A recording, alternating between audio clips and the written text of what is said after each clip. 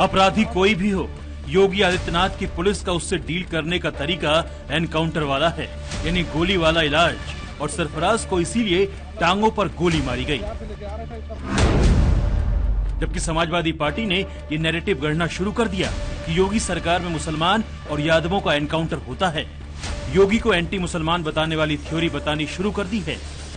हिंदुओं की एकता में जाति के जरिए फूट डालने वाला एक्सपेरिमेंट किया जा रहा है। आरोपी का सरनेम देखकर बोलने वाले सपाइयों के एजेंडे को योगी सरकार फौरन ही एक्सपोज भी कर रही है। अखिलेश अपनी राजनीति साधने के लिए इसे हाफ एनकाउंटर बताते हैं, लेकिन इस फैक्ट को क्यों छुपाते हैं? सरफराज ने लोडेड हथियार से पुलिस पर भी हमला करने की कोशिश की। अखिलेश सरफराज पर एक्शन में नफरत का एंगल खोजते हैं, लेकिन राम गोपाल मिश्रा की मौत में उन्हें सरफराज की नफरत क्यों नहीं दिखते? अखिलेश जो मैसेज मुसलमानों तक पहुंचाना चाहते हैं, उसमें वो कुछ हद तक सफल हो गए।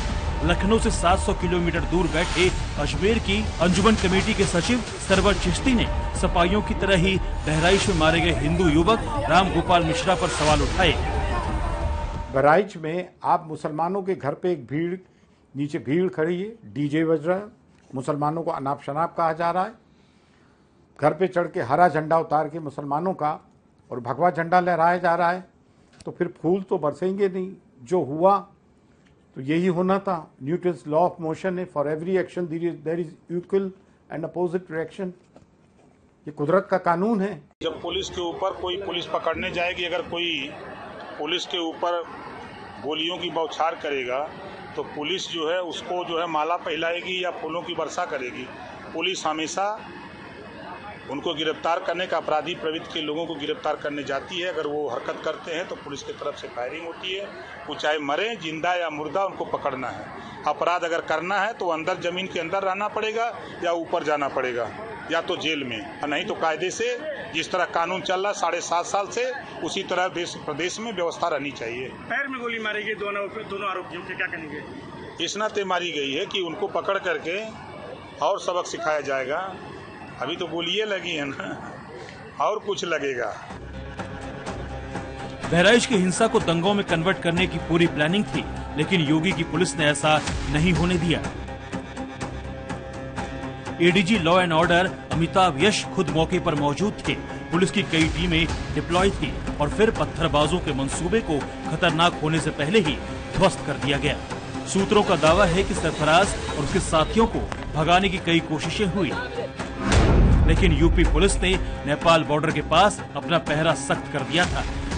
बुधवार तक इंटरनेट सेवा पूरी तरह डाउन रखी गई थी ताकि किसी बाहरी शख्स से संपर्क न कर सके। सरफराज के जितने भी ठिकाने हो सकते हैं वहां उसे सर्च किया गया और फिर हत्याकांड के 100 घंटे के अंदर पुलिस की पकड़ में आ गया। बेटे के पिताजी का फोन आया था। उन्होंने कहा कि जैसा कि सरकार ने हमको आश्वासन दिया था, योगी जी ने कहा था कि पूरी सरकार आपके साथ खड़ी है, आपके साथ अन्याय हुआ है। उन्होंने जो कहा था सो किया, गिरफ्तारी हुई और गिरफ्तारी के बाद में उन लोगों को गोली भी लगी है। मैं इससे पूर्णतः संतुष्ट हूँ। ये आदरणीय योगी सरकार का उत्तर प्रदेश में अपराध को लेकर जीरो टॉलरेंस की नीति पर हमारी पुलिस प्रशासन काम कर रही है और लॉ एंड ऑर्डर बहुत बेहतर है उत्तर प्रदेश में। और जो भी लोग कानून हाथ में लेंगे और अपराध करेंगे, उनको लेकर कार्रवाई पुलिस करती है और करती रहेगी और करती आई है पीछे भी। सरफराज का पकड़ा जाना पुलिस की बड़ी सफलता है। हिंसा की पूरी स्क्रिप्ट में कौन कौन शामिल था, ये सामने आ सकेगा।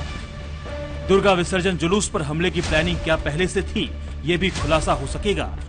और राम गोपाल मिश्रा को झंडा बदलने के लिए गोली ही क्यों मारी, इसकी इनसाइड स्टोरी भी बताएगा।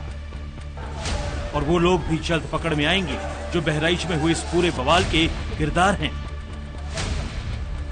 बहराइच से मनीष यादव के साथ bureau report, times now Navbharat. For more of such videos, do like, share and subscribe to ET Now Swadesh.